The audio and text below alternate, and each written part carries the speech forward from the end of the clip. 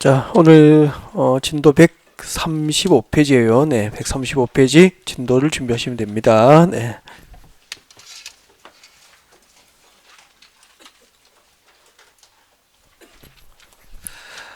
자, 진도 135페이지 준비를 하시고 네, 앞쪽을 보시면 됩니다. 네.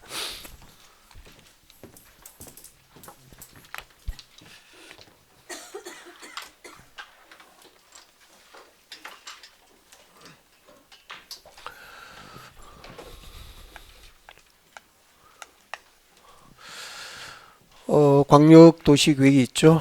광역도시계획을 수립한 단위가 뭐죠? 광역계획관. 네, 광역계획관 단위로 광역도시계획의 수립이 있게 됩니다. 그리고 또 광역도시계획이 수립된 지역이라면은 여기에 부합될 수 있도록 한 개의 도시나 군 단위로 국토는 계획이 됩니다. 네, 관할구역 단위로 도시나 군 관할구역이죠. 자, 도시 또는 군 관할구역 단위로 도시군 계획이 수립되고 도시 지역과 군 지역의 장기적인 발전 방향과 목표를 제시합니다. 도시군 기본 계획이 되고요. 자, 기본계획에 맞도록 도시지역과 군지역의 토지를 관리하기 위해서 구체적인 정책 6가지를 정책으로 입안하고 결정하는 행정계획을 도시군관리계획이다 라고 했을 거예요. 네. 자, 도시군관리계획에 의해서 정책으로 입안되고 결정될 수 있는 대상. 자, 우리 지난주까지 이런 내용들을 공부했죠. 제일 먼저 용도지역 편을 공부했고요. 용도지역, 그리고 또 용도지구, 그리고 용도구역이죠. 네, 용도구역 이렇게 도시지역과 군지역의 토지 위에다가 용도지역이라는 것, 용도지역과 용도지구, 용도구역이라는 것을 새로 지정도 하고 또 지정된 것을 변경할 수 있는 행정계획이 도시군관리계획입니다. 라고 했고요. 아마 지난주에 그 도시군관리계획 중에서 용도구역편, 마지막 입지규제 제소구역, 등에 대해서 학습이 이루어졌을 겁니다. 용도구역 중에서는 시가워초정구역하고 있죠. 그죠? 입지규제 제소구역에서 각각 단독으로 한 문제 정도 출제 가능성이 높고 그 중에서 입지 규제 최소 구역 위주로 아마 공부를 했을 거예요. 삼성동 한전부지 네, 지방 혁신 도시로 이전했고 이 지역을 개발하기 위한 네, 저도적 개발 규제를 보장하기 위해서 네, 개발 규제를 완화를 보장하기 위해서 입지 규제 제소구역 계획이 수립되고 자, 이런 내용들에 대해서 아마 지난주에 공부를 하셨을 거예요. 자, 오늘 여러분이 공부하셔야 될 주제는 여기서 아마 시작이 될 겁니다. 자, 도시군 관리 계획 중에서 자, 세 번째가 기반 시설 설치 정비 개량에 관한 계획. 기반 시설 새로 설치하거나 설치된 것을 정비, 개량할 수 있는 행정계획이 도시군 관리 계획입니다. 라고 했고요. 그때 기반 시설이 뭐죠? 기반 시설은 도로 등이죠. 도로, 지하철, 학교, 공항시설, 항만시설, 종합운동장 이런 것이 전부 네, 도시 기반 시설이고 자, 도시 지역과 군지역의 토지 위에다가 자, 이런 기반 시설을 새로 설치도 하고 정비하고 개량할 수 있는 행정계획이 도시군 관리 계획이 됩니다. 그래서 자, 우리 서울에다가 이제 서울 지하철 건설하겠습니다. 라고 네, 서울시 도시군 관리 계획으로 정책을 입안하고 이것을 정책으로 최종 결정을 합니다. 결정을 하면은 그 도시군 관리 계획 결정은 네, 공고합니까 고시합니까? 고시. 결정되면은 고시의 방법으로 네, 서울 시민에게 공식적으로 알리게 됩니다. 네, 고시. 서울시 공보죠. 서울시청에서 발행하는 공보에 그 도시군 관리계획 결정 내용을 게재하는 방법으로 네, 결정이 고시가 됩니다. 자, 그때부터 이제 도로, 지하철 등에 대한 법상 명칭이 바뀌어버려요. 도시군 관리계획 결정을 하기 전 도로 등에 대한 명칭이 뭐죠? 기반시설. 도시군 관리구로 결정 고시되면서부터 이제 법상 명칭이 바뀝니다. 도로 등에 대한 법상 명칭이 도시군 계획시설, 도시군 계획시설. 이런 용어 정의가 안 되면 오늘 주제를 시작을 못 한다고. 그러니까 첫날 도시군 관리계획 내용에 대해서 이제 폭넓게 여러분에게 설명을 1시간 정도 이 6가지 내용을 소개하는 방법으로 강의를 준비했던 거예요. 그리고 자, 이 도시군 계획시설을 새로 설치하고 정비하고 개량하는 사업이 도시군 계획시설 사업이 되는 거죠. 자, 이렇게 도시군 계획시설 사업이 결정된 그 토지, 도시군 계획시설 사업이 결정된 토지의 지상, 지하, 공중, 수중, 수상 이런 것을 도시군 계획시설 부지라고 한다고. 그러니까 도시군 계획시설 부지가 무엇이냐면 쉽게 이야기해가지고 우리 서울에서 도로용지, 지하철용지, 학교용지, 공원용지 등으로 결정고시된 토지는 도시군 계획시설 부지로 묶였다고 하는 거라고. 네. 자, 이런 도시군 계획시설 부지로 묶인 토지에서 건축물의 건축 등 개발행 허가가 어떻게 될까? 그리고 그 장기 미집행 도시군 계획시설 부지에 대한 매수 청구 제도라든지, 그리고 도시군 계획시설 사업을 결정고시에 놓고 20년 동안 공사가 미집행되면은 20년이 되는 날의 다음 날 그 결정고시의 효력이 실효됩니다. 자, 이런 내용들 중심으로 오늘 강의를 준비하게 될 거예요. 그래서 오늘 우리가 공부하게 될 내용이 어디서 시작됐는지 일단 그 뿌리를 잡아드린 거고요. 네, 오늘 공부할 주제를 소개합니다. 오늘 저희들이 공부할 주제는 아까 이론 교재 132페이지였죠. 네, 132페이지. 132페이지가 아니고, 죄송해요. 135페이지구나. 네, 135페이지예요. 자, 여러분 교재 135페이지 도시군 계획시설 부지, 이 도시군 계획시설 부지에서 개발 행위 허가지들을 공부할 거예요. 일단 도시군 계획시설 부지가 무엇인지에 대한 개요 설명을 다시 한번 더 드릴게요. 다시 한번 더 드리고, 그 다음에 이 도시군 계획시설 부지에서 개발 행위 허가는 원칙은 금지되는데 일정한 요건을 갖추면은 미집행 도시군 계획시설 부지에서 일정한 개발 행위가 허가될 수 있거든. 이런 내용들을 중심으로 오늘 제 시간에 강의를 풀어가게 될 겁니다. 자, 어디서 시작됐는지를 쭉 보신 거고요. 자, 그럼 봐주십시오. 여러분, 여기 도로가 있습니다. 여기 도로가 있고, 이 이야기예요, 이야기. 도로가 있고, 옆에는 위에는 갑의 토지고 밑에는 아래쪽은 을의 토지, 갑과 을의 토지가 있어요. 이 갑과 을을 좀 소개합니다. 이 갑과 을이 나이가 33이에요. 나이가 33세고 총각입니다. 야, 토지 소유자가 나이가 33이고 총각들이에요. 총각들이고 27에 대학을 졸업하고 운 좋게 이제 대기업에 취업을 해가지고 33이 될 때까지 숨만 쉬고 살았대. 그러니까 용돈은 엄마로부터 이제 부모님으로부터 다 쓰고 전부 연봉을 올 저축한 거죠. 네, 그렇게 해가지고 대충 목돈을 좀 준비하고요. 네, 부족한 것은 부모님의 도움을 받아서 3억을 준비했어. 현금 3억 준비하고 대출 2억을 끼고 토지를 투자 목적으로 산 거죠. 네, 근실한 청년들이죠. 네. 자, 아무튼 33세고, 네, 투자금은 5억이죠. 네, 현금 3억 마련했고, 대출금 2억을 끼고, 네, 투자 목적으로 땅을 샀다고. 근데, 땅 사고 한 8개월 뒤에 말이야. 8개월 뒤에 서울시에서 기존의 도로가 좁기 때문에 도로를 갑과 을의 토지를 대상으로 도로를 확장하기로 서울시에서 결정합니다. 이런 된장. 자, 그럼 빠져요. 여러분, 지금 갑과 을의 토지에 도로를 설치하기로 서울시에서 결정했다라고 했거든. 그럼 잠깐만요. 도로가 뭐죠? 조금 전에 배웠던 용도지역입니까? 기반시설입니까? 기반시설이잖아. 그죠? 그러면은 이 갑과 을의 토지에 도로를 설치하려면 서울시에서는 서울시 도시군 관리구역으로 정책을 위반해서 도로 설치를 결정을 하게 되는 거죠. 결정하면은 비밀입니까? 고시합니까? 고시. 서울시 공보에 게재하는 방법으로 결정을 고시하게 되죠. 그때부터 도로 설치에 관하여 도시군 관리구역 결정을 고시하기 전까지 도로에 대한 법상 명칭은 뭐죠? 기반시설이었잖아요. 도시군 관리구로 결정 고시를 하기 전까지 도로에 대한 법상 명칭이 기반시설이었는데 설치를 결정 고시하면서부터 이제 도로에 대한 법상 명칭이 변경되어 버리잖아. 무엇으로 바뀌죠? 도시군 계획 시설로 바뀌고요. 이 도시군 계획 시설 설치가 결정 고시된 도로 설치가 결정 고시된 이 갑과 을의 토지, 이 토지의 지상, 지하, 공중, 수중, 수상 이것을 무엇이라고 한다고요? 도시군 계획 시설 부지라고 하는 거예요. 이렇게 도시군 계획 시설 부지로 결정 고시된 토지, 도로 용지로 결정 고시된 갑과 을의 토지에서는 상식으로 하세요. 도로 용지로 결정 고시된 토지에 토지 소유자라고 하면 사적인 개발을 허용할까요? 법으로 제한할까요? 제한하죠. 이건 상식이잖아. 그러니까 이 상식을 제도한 게 법이잖아요. 그래서 법이 이런 법 조문도 보지 않고도 벌써 법을 알고 계시잖아요. 그래서 정리해 볼게요.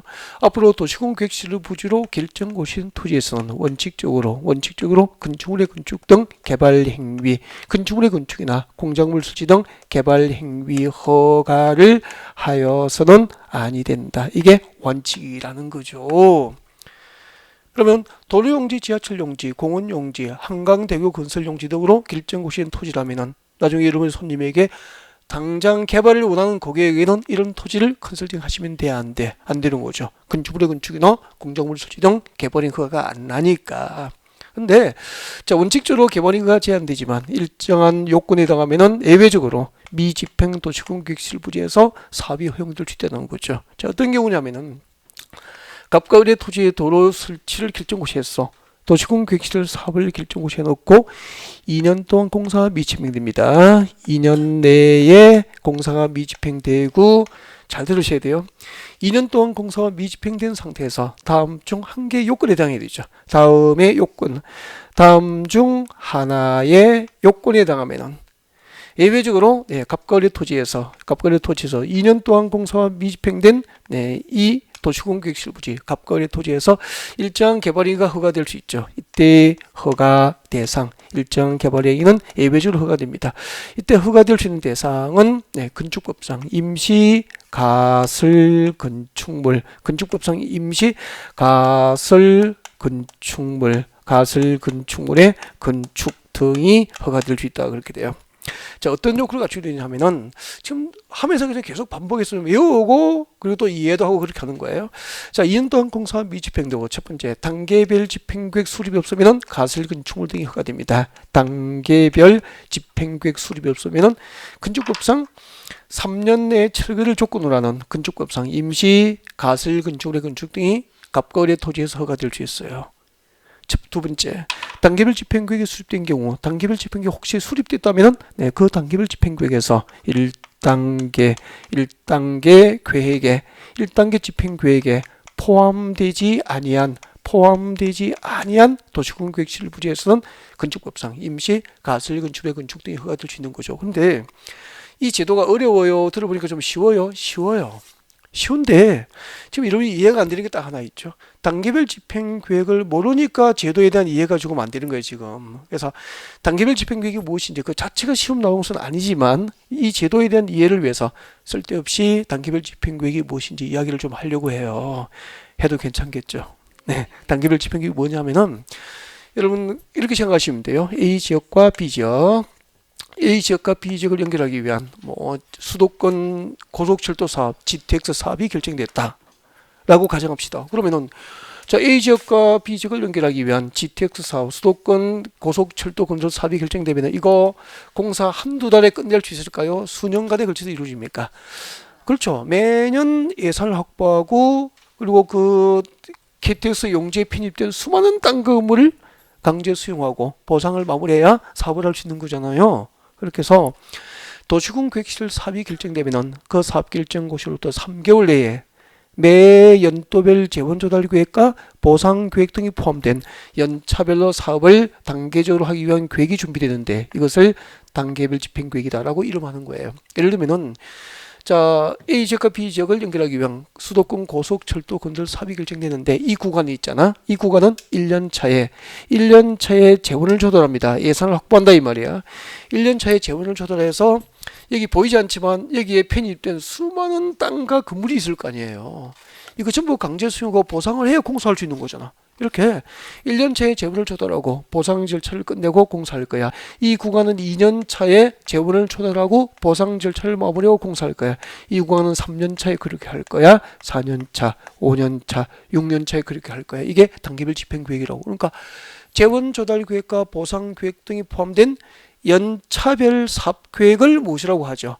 단계별 집행계획이라고 하는 거예요. 그럼 자, 이 단계별 집행계획 법적으로 두 가지 단계로 구분 됩니다. 3년 이내에 시행해야 될 도시공계획시설 사업은 1단계 집행계획이라고 하고 3년 이내에 시행해야 할 도시공계획시설 사업은 1단계 집행계획이라고 하고 3년 이후에 시행해야 할 도시공계획시설 사업은 2단계 집행계획이라고 해서 법상 단계별 집행계획은 몇 단계로 구분됩니까?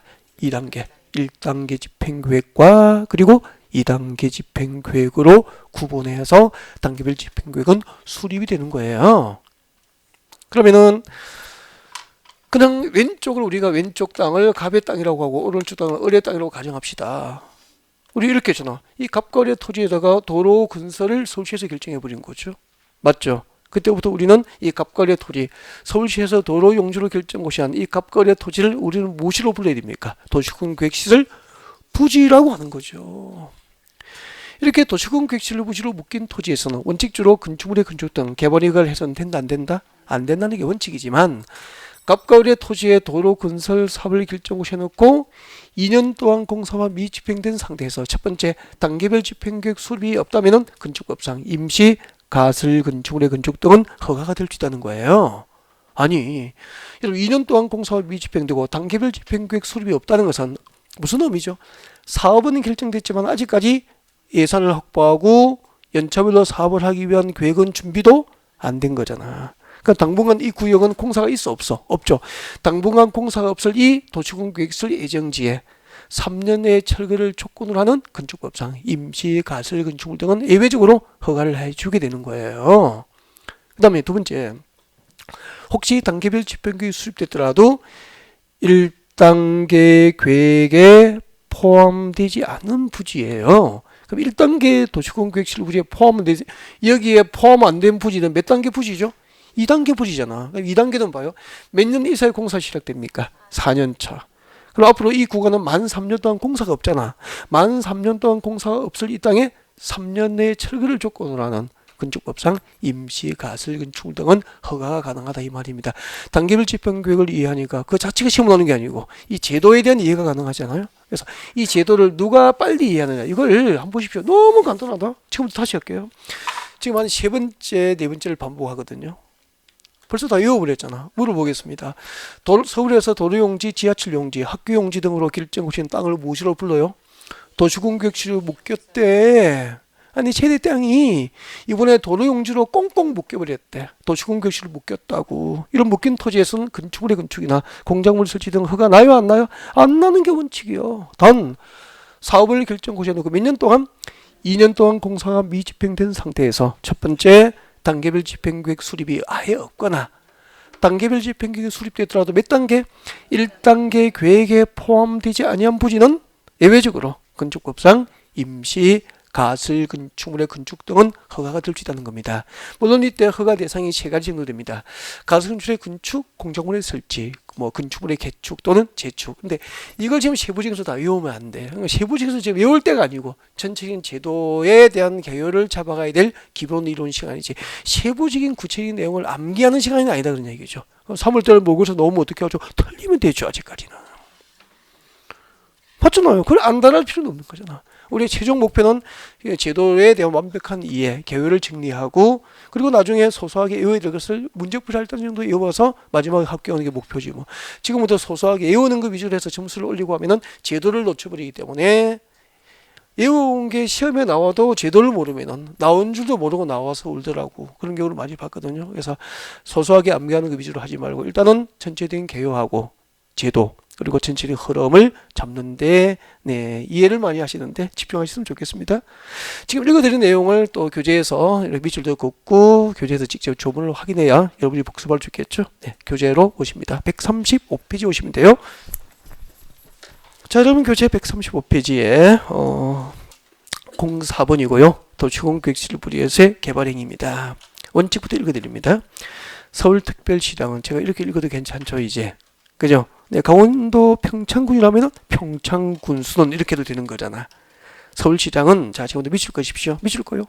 도시군 계획시설 설치 장소로 결정된 여기서 도시군 계획시설은 무엇이었습니까? 도로였잖아. 도로. 갑과 을의 토지에 도로 설치 장소로 결정된 줄 것이십시오. 계속 도시군 계획시설의 설치 장소로 결정된 지상, 수상, 공중, 수중 또는 지하까지 줄 거예요. 이것을 무엇이라고 하죠? 적으십시오. 무엇이라고 하죠? 도시군 계획시설 부지라고 하는 거 부지. 도시군 계획시설 부지라고 하는 거죠.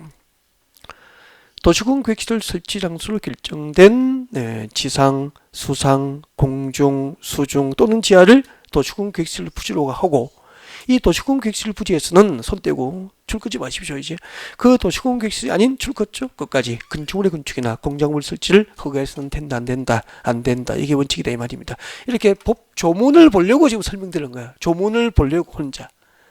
앞으로 도시공계획시설 부지로 결정고시한 토지에서는 건축물의 건축이나 공작물 설치 등 허가를 하여서는 된다 안 된다 안 된다는 게 원칙이라는 거죠. 단 예외가 있어요.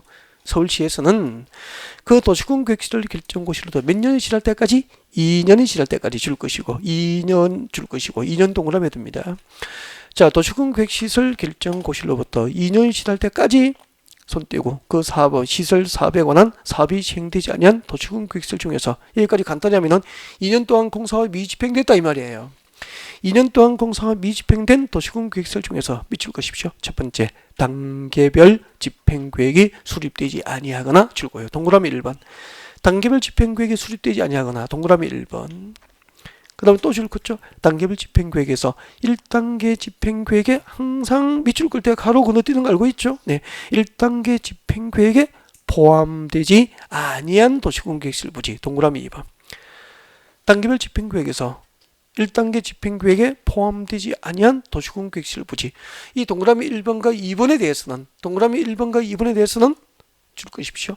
다음에 개발행위가 허가될 수 있다라고 해가지고 박사원의 허가 대상 몇 개가 나와 있죠? 3개. 그래서 박사원의 동그라미 1, 2, 3번 앞으로 묶어서 허가 대상, 허가 대상. 무엇이 허가될 수 있죠? 하나만 외우십시오. 가설건축물의 건축, 건축법상 가설건축물의 건축 등이 허가될 수 있다는 거죠. 아직까지 소소하게 암기를 하실 필요는 없죠. 가설건축물의 건축 등이 허가될 수 있다. 그렇게 기억하시면 되는 거예요. 여기까지 다 됐습니까? 네, 자 책장을 넘기시면 되고 그 다음에 이제 136페이지 오십시오. 136페이지 빨리 책장 넘기시고 자 136페이지 저 위에 오면은 2번 도시공계획시설 부지에서의 매수 청구제도 나와 있는데 너무 중요한 거 있죠. 야 여기 저는 개인적으로 별표를 보세요. 별표 2개 하고 싶습니다. 뭐 여러분은 뭐 알아서 하시고 저는 별표 2개 하시고 싶다고. 별표 2개 하고 싶다. 네, 별표 2개. 이 매수 청구 제도는 그동안에 제가 강의를 하는 기간 동안에 한 2~3번 정도 출제에 빠지고요. 매년 출제된 것 같습니다. 그래서 출제 가능성 90% 이상으로 보셔야 되고요. 워낙 작은 조문 분량에서 많은 문제가 출제되기 때문에 아주 까탈스럽게 나와요. 아주 깐깐하게 출제되는 영역이라는 거죠. 그러니까 이 부분을 강조하지 않는 선생님 아무도 없어. 전부 다 별표 2개 막 매번 나와요. 막 그렇게 강조 드리는데 진짜 집중해서 정확하게 하지 않으면은 공부는 많이 하시고 답은 틀리고 이런 경우가 생깁니다. 그래서 참 조심해야 될 영역이 아닌가 그런 생각이 드는데 일단은 매수 청구 제도에 대한 입법 취지 등을 좀 들어야 됩니다. 그래서 교재 보시지 말고 잠깐 좀 듣고 매수 청구 제도는 또 설명 다 듣고 제가 교재 꼭 읽어드리고 체크해 드리겠습니다. 네, 그래서 입법 취지 등을 좀 이야기를 좀 들어주십시오. 그래서 지금부터 이제 고개를 드시고 제 얘기를 들어주면 됩니다. 이야기를 들어주는 거죠. 뭐 설명이 아니고 스토리죠. 네, 조금 전에 우리 이렇게 했을 거예요. 여러분 여기에 갑과 을의 토지가 있었다. 갑의 토지도 있었고 을의 토지도 있었고 그죠? 도로 위에 위쪽은 갑의 토지였고 아래쪽은 을의 토지였잖아. 나이 몇 살에 땅 샀죠? 33이고 5억을 투자했습니다. 투자 목적으로 땅 샀죠. 근데 땅 사고 세상에 8개월 정도 지나가지고 갑과 을의 토지에 서울시에서 도로 용지로 결정고시를 해버린 거예요.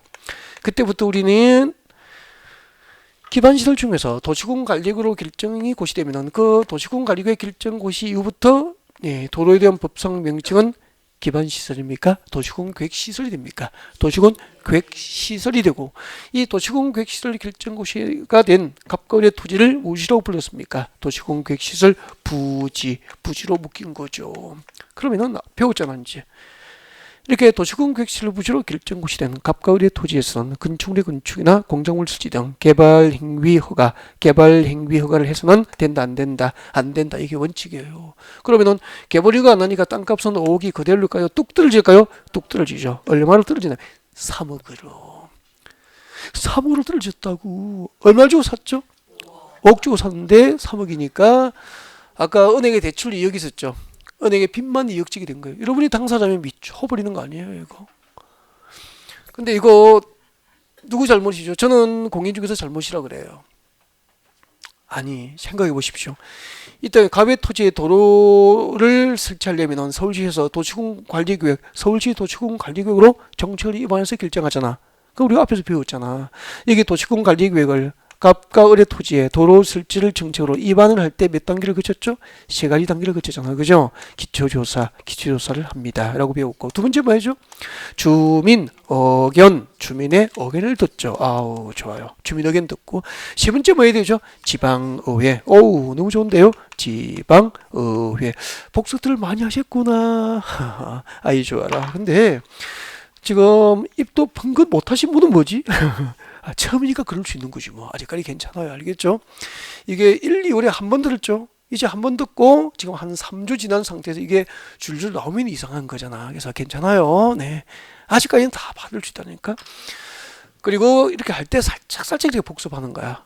제일 먼저 기초조사하고 주민의 의견을 듣고 지방의 의견을 듣고 정책이 입안되면은 이것을 최종 도시군관리로 결정할 때 몇 단계를 거쳐야 됩니까? 두 가지 단계를 거쳐서 결정이 됐다고. 결정할 때는 협의 및 심의, 협의하고 관계행정기관장 등과 정책 결정 전 사전에 협의합니다. 결정 전 사전에 협의하고 그리고 도시계획위원회 심의 절차를 거치게 되죠. 그래서 갑과 을의 토지의 도로 용지로 결정 고시려면 전부 행정적으로 몇 단계를 거쳐야 됩니까? 5가지 단계를 거쳐서 정책 결정이 됐을 거야. 그럼 이게 최소 1년 정도 걸려요.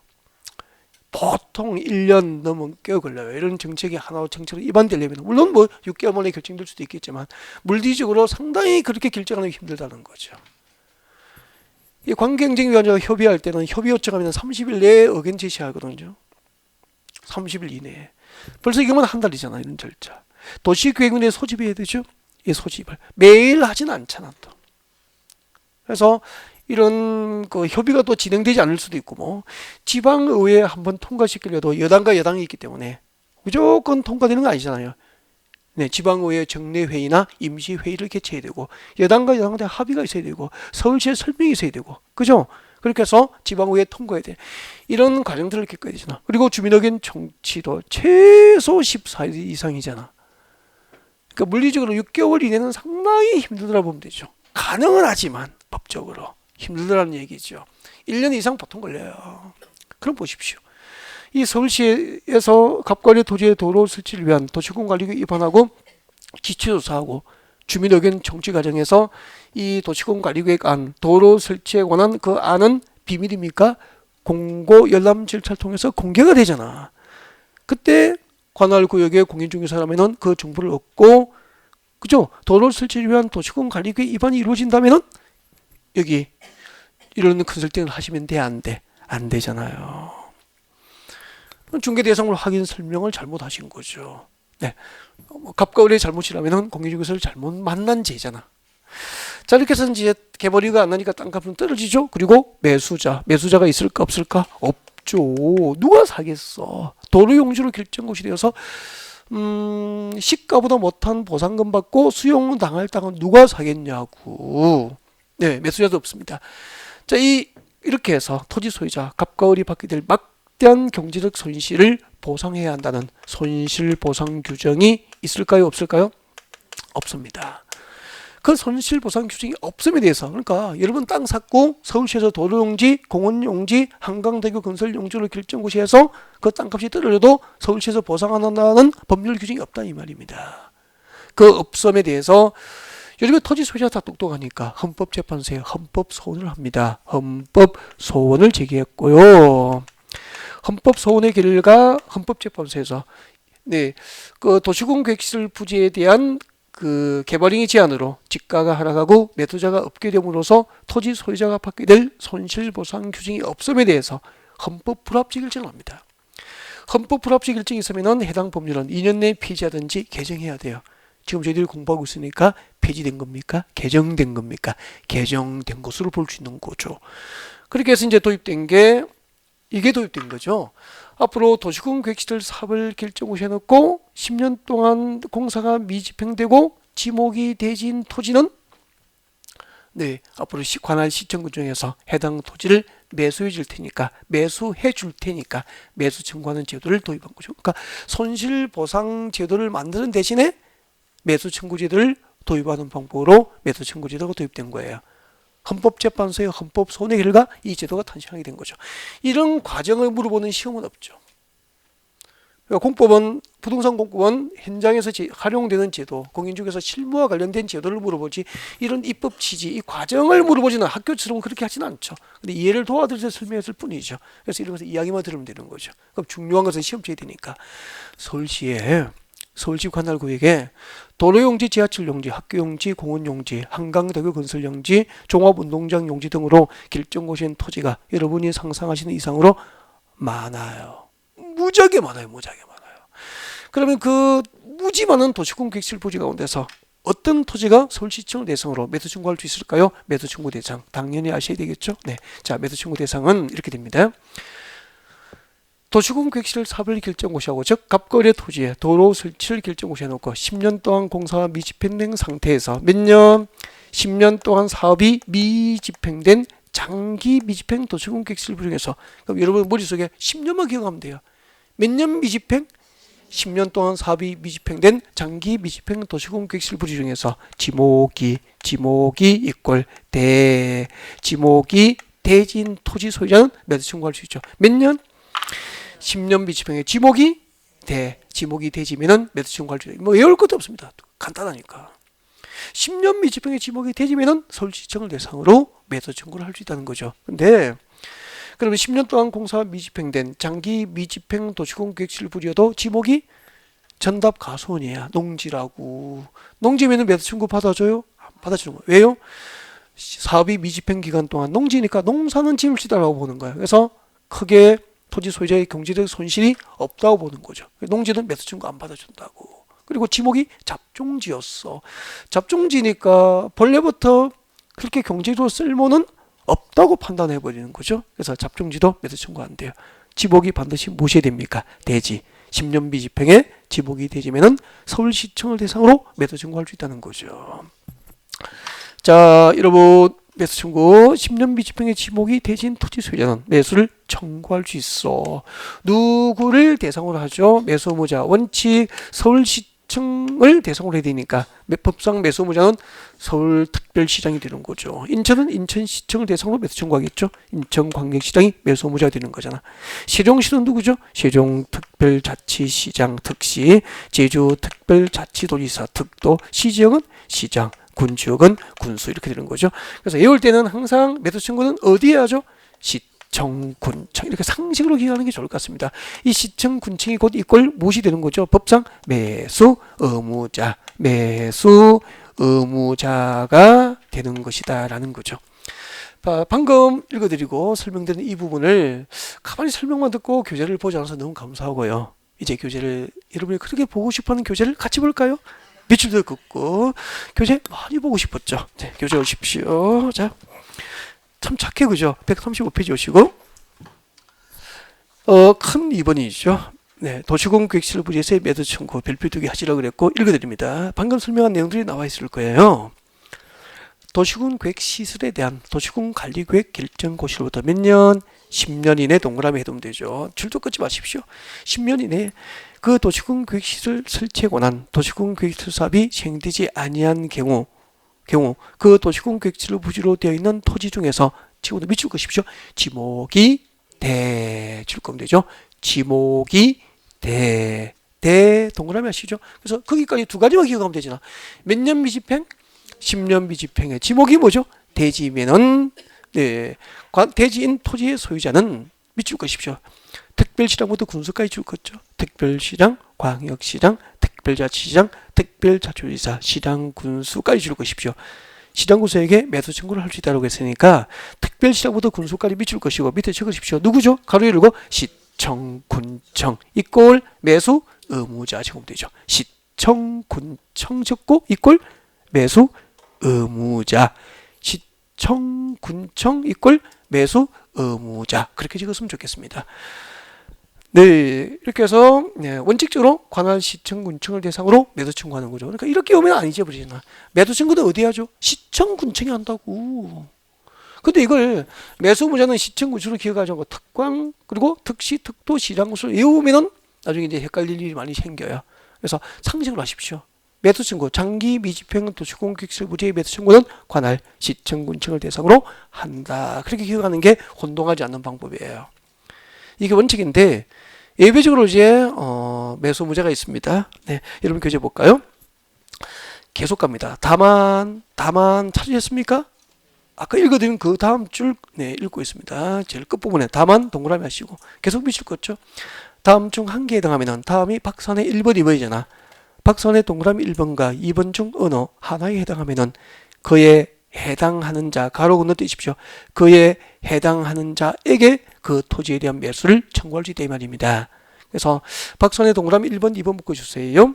박선의 동그라미 1번, 2번을 앞쪽으로 묶어주세요. 묶어주시고 앞에 찍으십시오. 매수 의무자가 되고요. 매수 의무자가 되고 원칙일까요? 예외일까요? 예외. 매수 의무자 적고 밑에다가 예외 해놓으면 교재가 완벽해지죠. 매수 의무자 적고 예외 그렇게 하면 되죠. 자, 동그라미 1번 읽어드릴 거예요. 동그라미 1번. 자, 매수 의무자 동그라미 1번 시작합니다. 박산의 동그라미 1번. 자, 2번 국토교육법에 따라서 해당 도시군계획시설 사업 시행자가 정하여졌다면 줄 것이십시오. 그 시행자. 해당 도시군계획시설 사업 시행자를 대상으로 매도 청구를 할 수도 있습니다. 2번 줄 거지 마십시오. 이 법과 다른 법률에 따라서 도시군계획시설을 설치하거나 관리해야 할 의무 있는 자가 있다면 그 줄 것이십시오. 그 의무 있는 자. 그 의무 있는 자를 대상으로 매수 청구할 수도 있죠. 거기 드시고요. 정리해 볼까요? 자, 예외적으로 매수 의무자입니다. 자, 원칙은 관할 시청 군청을 대상으로 매수 청구함이 원칙이지만 예외적으로 10년 동안 사업은 미집행됐지만 해당 도시군 계획시설 사업 시행자가 결정이 되어 있다면 그 시행자를 대상으로 매수 청구할 수도 있고요. 시행자가 정해진 경우라면 그 시행자를 대상으로 매수 청구할 수도 있고요. 그리고 그 도시군 계획시설을 설치하거나 관리해야 할 의무 있는 자. 예를 들면 잠깐만 설치하거나 관리해야 될 의무 있는 자가 누구냐면은 여러분 그 고속도로를 설치 관리할 것을 목적으로 설정한 법인이 어디죠? 한국도로공사. 이런 것을 말하는 거야. 그러니까 해당 도시공계획시설 이 도로를 설치하거나 관리를 해야 할 법상 의무 있는 자가 있다면 그 의무 있는 자, 그 설치나 관리에 관하여 의무 있는 자를 대상으로 매도 청구할 수도 있다 그런 얘기입니다. 이해하셨습니까? 네. 이것은 원칙입니까? 예외입니까? 예외. 그럼 또 시험을 이렇게 내죠. 그러니까 여러분이 웬만큼 외워도 시험을 보면은 틀릴 수밖에 없게 출제를 해요. 그러니까 여기서 무수히 많은 문제를 뽑아냈기 때문에 출제하시는 분들도 여러분이 어떻게 출제하면 여러분을 틀리게 만드는지 다 알고 있죠. 그래서 여기 의외로 많이 틀린다는 거죠. 별표 2개하고 이렇게 설명을 계속 반복하고 문제를 풀어도 시험장에 가면은 정답률이 한 30%, 40% 정도 이런 것 그렇게 낮아요. 왜냐면 문제 이렇게 나오죠. 잘 듣고 대답합니다. 도시군계획시설 사업결정고시로부터 10년 동안 사업이 미집행되고 지목이 대진 토지 소유자는 여기까지 일단 O입니까? X입니까? O잖아. 10년 나오고 10년 미집행에 지목이 대지가 나오잖아. 수험시간 가슴이 벅차올라요. 아는 거 나왔잖아. 그렇게 별표하고 열심히 외웠던 거 나오니까 얼마나 가슴이 벅차오르겠어요. 그 다음부터 보일까 안 보일까? 안 보이죠. 10년 미집행의 지목이 대진 토지 소유자는 해당 사업 시행자에게 직접 매도 청구해야 한다. O입니까? X. 그렇게 되어버리는 거죠. 그러니까 미집행 도시군 계획시설 부지에 대한 매도 청구를 해당 사업 시행자가 한다니까 어떻게 의심하냐고.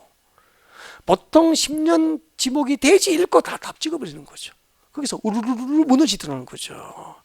끝까지 깐깐하게 준비해야 될 부분이에요. 그래서 매도 청구는 시청 건축을 대상으로 하는 게 원칙이라는 걸 잊으면 안 되는 거죠. 시청 건축을 대상으로 하는 거예요.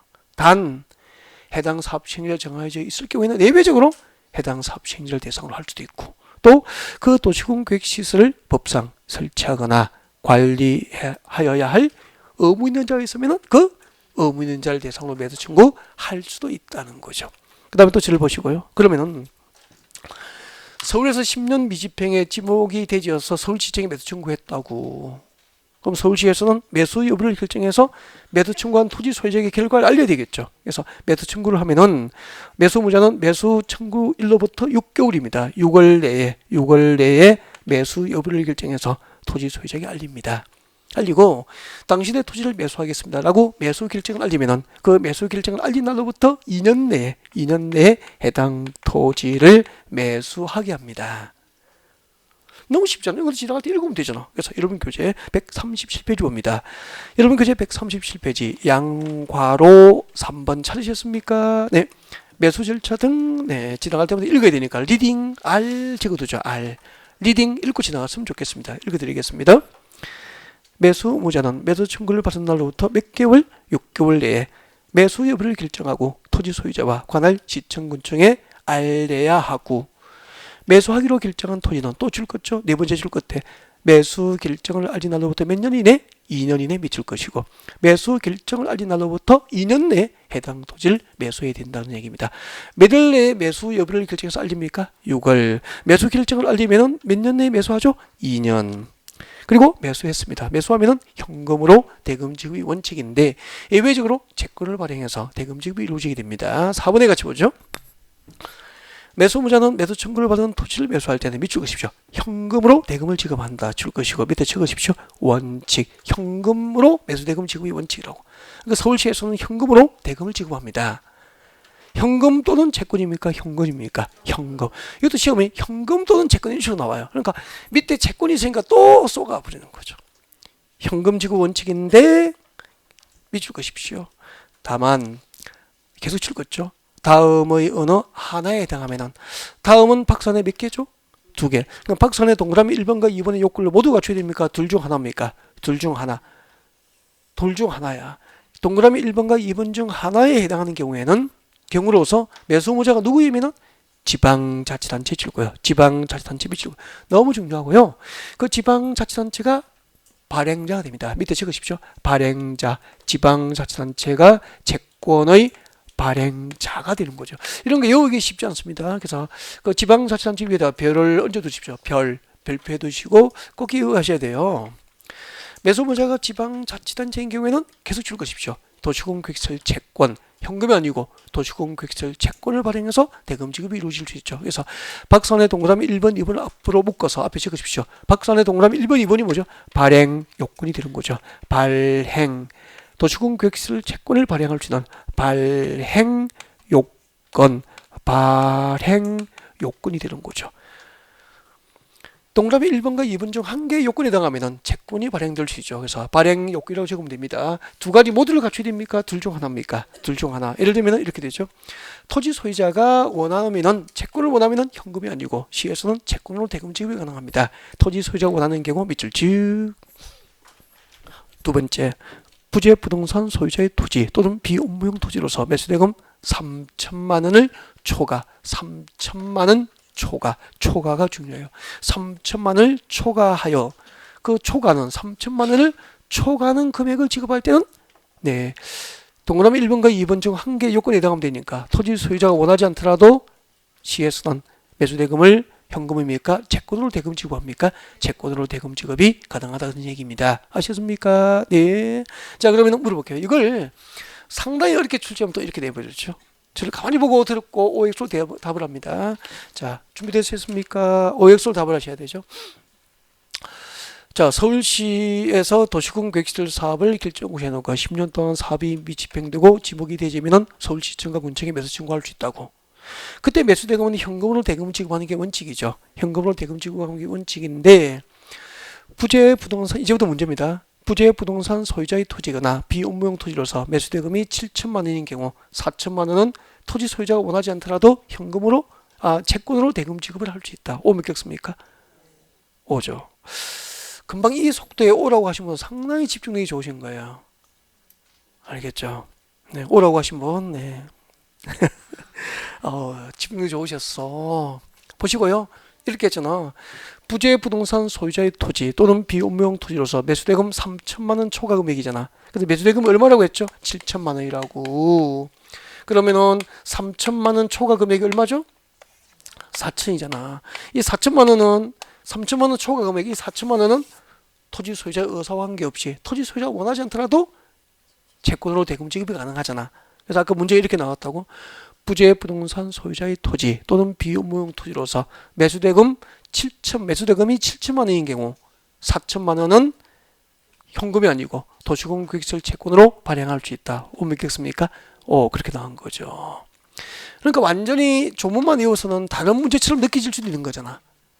장기 미집행 도시공원 계획설 부지의 매수 대금이 7천만 원인 경우 4천만 원은 토지 소유자가 원하지 않더라도 채권으로 대금 지급이 가능하잖아. 물론 이제 부재 부동산 소유자의 토지거나 비무용 토지라고는 조건은 붙이겠지만, 자 이런 식이죠. 상당히 잘하셨고요. 아직 우리 시작이고 이제 이렇게 얼핏 한번 들어보고 이제 잊어버려도 괜찮아요. 아직 계속 앞으로 다듬어가면서 반복할 테니까 아셨죠? 네.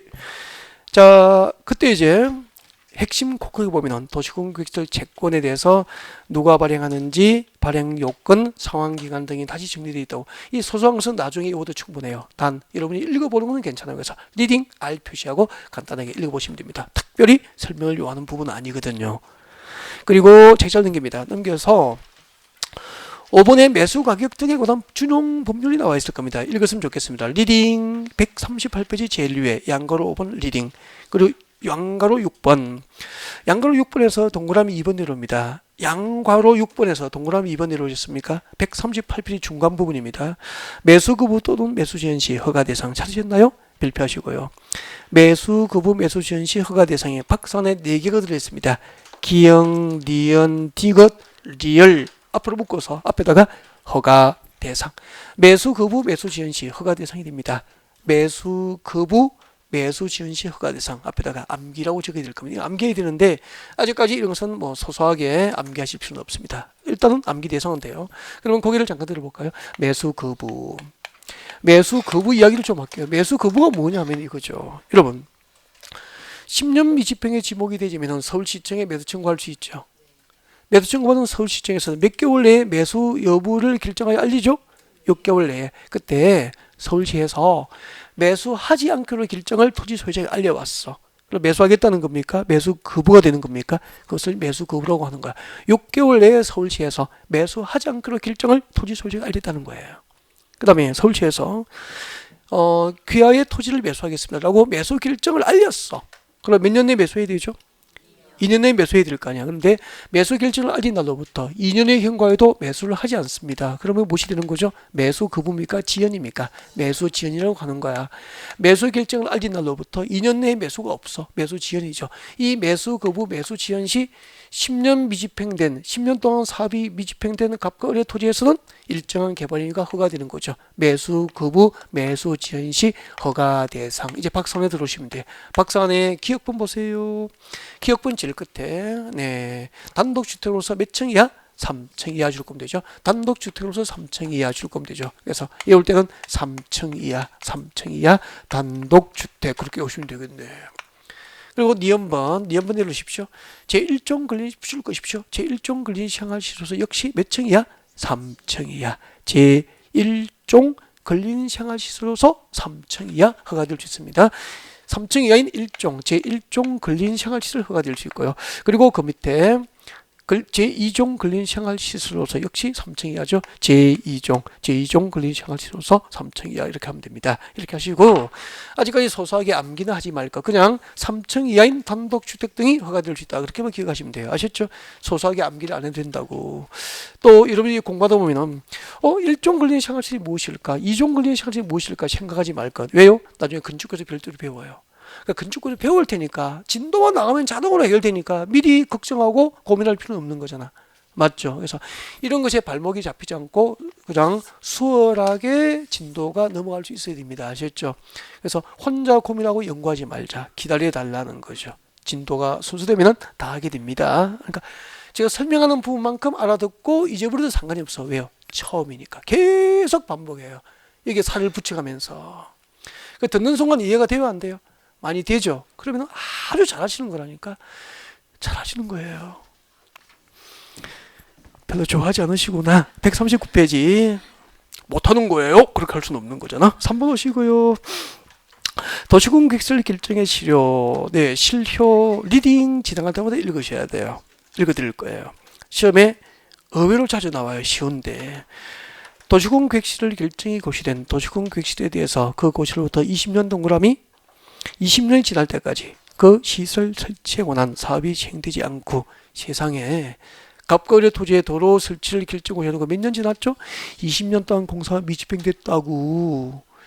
그리고 그 도시군 객실을 결정하는 그 고시로부터 줄 것죠. 이제 끝까지 줄 것이죠. 그 고시로부터 20년이 되는 날에 다음 날.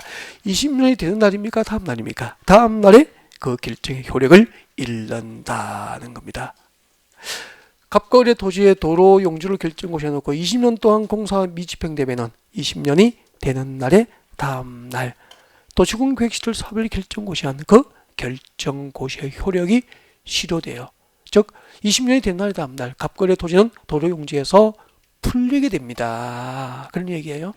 자, 이제 고기를 드시고 자 한꺼번에 정리를 하고 마무리 휴식을 하겠습니다. 봐주세요. 이걸 처음에는 이렇게 볼 수 있어야 돼요. 얼마나 넓게 보셔야 되냐면은 교재를 보면 넓게 안 보이고 자꾸 숫자가 보이고 외워야 될 것만 보이게 돼 있단 말이야. 처음부터는. 그래서 제도에 대한 이해 넓게 보시라고 했죠. 넓게. 시작하겠습니다. 벌써 이 그림을 오늘 몇 번째 그리고 있죠? 네, 세 번째 그리고 있습니다. 여기 도로였고 위에는 갑의 토지였고 밑에는 을의 토지였고 갑과 을의 토지를 대상으로 서울시에서 도로 용지로 결정고시를 합니다. 그때부터 우리는 이제 도로 용지로 결정고시한 갑과 을의 토지를 도시군 객실 부지라고 불렀습니다. 맞습니까? 네. 이 도시군 객실 부지로 결정고시한 토지에서는 원칙주로 건축물의 건축 등 개발이 허가를 해서는 된다 안 된다? 안 된다. 이게 원칙이잖아. 제일 먼저 개발이 허가가 안 되는 게 원칙인데 제일 먼저 몇 년 도시군 객실 사업을 결정고시하고 몇 년 제일 먼저 몇 년 배웠죠? 2년. 이걸 외우시라니까. 2년 내에 사업이 미집행되고 단계별 집행계획 등 수립이 없으면 갑과 을의 토지에서 건축법상 임시 가설 건축물의 건축 등은 허가될 수 있죠. 일단 큰 목차를 잡는 거예요. 법은. 목차를 잡고 큰 목차를 잡고 작은 목차를 기억하고 세부적인 내용을 이해하고 읽으면 수험 준비가 법은 완벽해지는 거죠. 근데 자꾸 세부적으로 외우려고 하면 안 된다는 얘기죠. 2년 미집행에 단계별 집행계획 등 수립이 없으면 건축법상 임시 가설 건축물 등이 허가될 수 있죠. 그 다음에 몇 년 배웠죠? 10년. 도시군 객실 사업을 갑과 을의 토지에 결정고시해 놓고 10년 내에 사업이 미집행되고 지목이 대지인 토지 소유자 누구에게 관할? 시청, 군청에 해당 토지에 무엇을 청구할 수 있죠? 매수 청구할 수 있는 거죠. 제일 마지막에 우리 몇 년 읽었죠? 20년.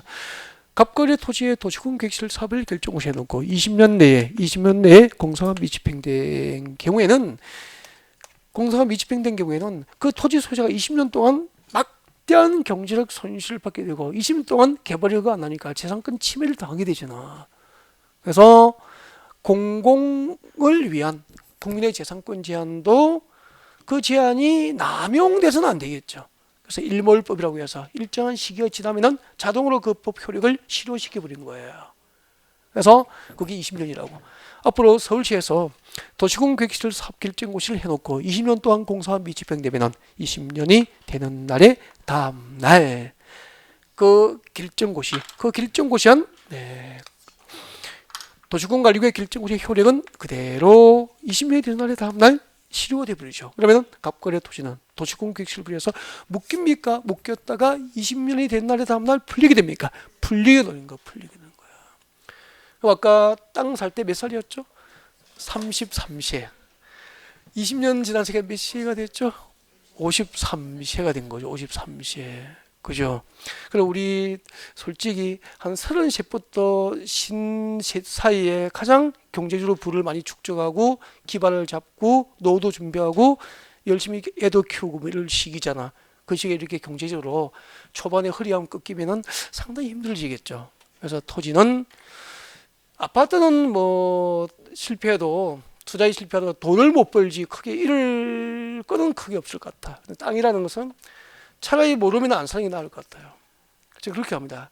땅 모르면 사지 말라고. 본전이니까 최소한. 그죠?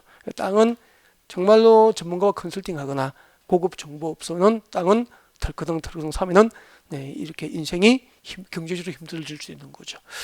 네, 그런 제도였습니다. 그러니까 이걸 보십시오. 제일 먼저 공부할 때는 이거 세 가지 목차를 외우는 게 중요해요. 이걸 중얼중얼 하는 거예요. 거기에 살을 붙이는 거라고. 2년 동안 공사가 미집행되고 단계별 집행계획 수립이 없거나 단계별 집행계획에서 몇 단계?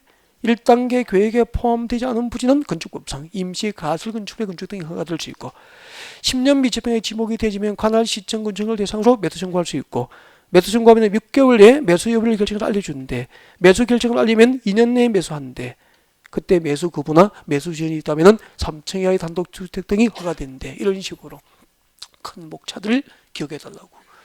아직까지 세부적인 허가에 대해서는 암기하지 않는 걸로 하고 3월달에 모의고사 나오면 틀리면 되지 뭐. 그렇죠? 연습이니까. 잠시 휴식하고 다음 진도를 준비하겠습니다.